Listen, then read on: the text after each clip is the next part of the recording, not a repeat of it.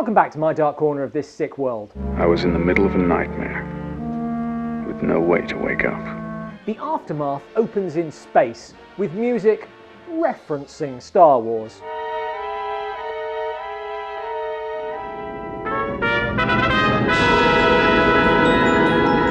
Two astronauts and stop-motion animator Jim Danforth are returning from a year-long mission, but no one is answering their signals, forcing them to crash land.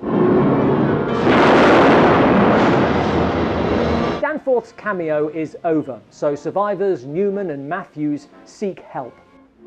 Something happened while they were gone, and all we can do is wonder why this family came to the beach with canned goods and a machete, while listening to Newman's unnecessarily explanatory voiceover. As I was beginning to leave, I saw a small portable radio. I see it too. The astronauts reach a city. Well, the buildings in the distance look fine. It had finally happened. The last great war in which mankind had all but obliterated himself. We were only gone a year, although I did wonder why all contact with Earth had stopped. At a radio station, they learn more. Of the major cities of the world, all have been either partially or completely destroyed. See attached photos for the visual portion of this presentation. They move into a mansion, and Matthews gives us an insight into Newman. No more taxes, no more red tape, no more government, no more ugly apartment buildings. You've given me the speech 100 times on how great it's going to be when all this crumbles. We also get another cameo from cult superfan Forrest J. Ackerman, who explains things further. Destroyed by atoms and germs. What irony.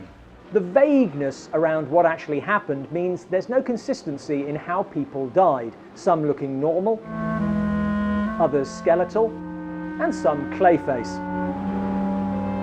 While many survivors have been attacked by makeup artists who, I assume, needed images for their portfolio and so wanted as much diversity as possible.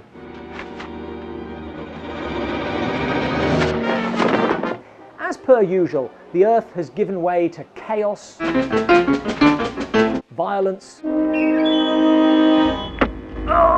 a catastrophic bra shortage, and Sid Haig. We're going to take real good care of you. Haig's cutter is the bane of survivors, killing the men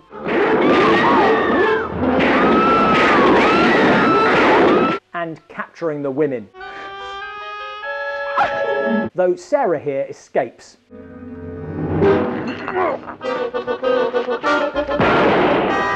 Back with Ackerman, and we learn that he's dying. And it'll make my passing easier. Like, now. Mr. Newman came along just at the right time. Didn't he? Are you all right? And Newman adopts young Chris. I felt we would become good friends. Just super creepy. Newman also finds Sarah, but I have a girlfriend and her baby who are still there. They plan a rescue. And here is where he keeps the women and children prisoners. Cutter himself holds up at this side of the camp, and the rest of his men, they're scattered all over the place. That's Newman's homemade laser, by the way.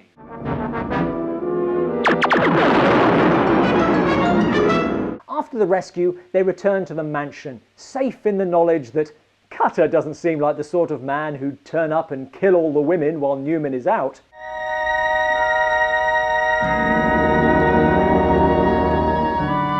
World full of empty houses, and you stayed put after pissing off a maniac.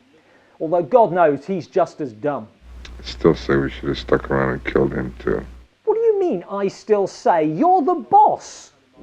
Would you please shut up? This is serious. One of the problems with this movie is that it suggests an isolation that just doesn't exist, like they have to stay in this one city. Newman scavenges wine, a huge amount of weaponry, combat fatigues, and the high-waisted pyjama bottoms of a 70-year-old man. But doesn't go looking for survivors. The whole thing is just about getting to the big vengeful killing spree, which is endless. Just drive through the flaming cardboard boxes. I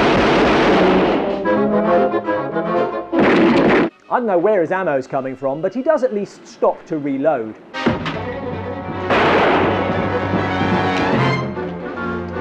Alright, don't shoot while he's reloading, it's not fair. Matthews now puts aside their ill-defined enmity to help. Why did you come? I just did. Well, that was quite the epitaph. But Kuta is yet to get his, and...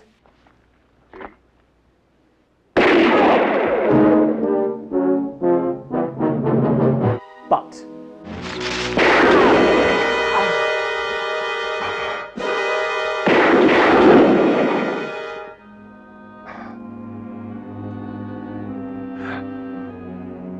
At this point, I'd say that the message was revenge destroys everyone, but the kid has apparently been watching a different film to me.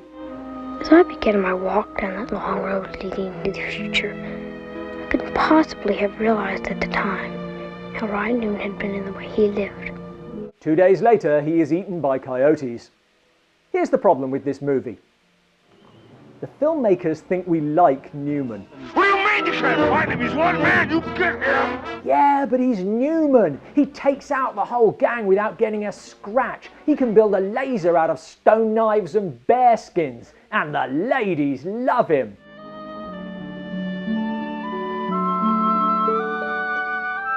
And you definitely trust him to babysit your kids. Right.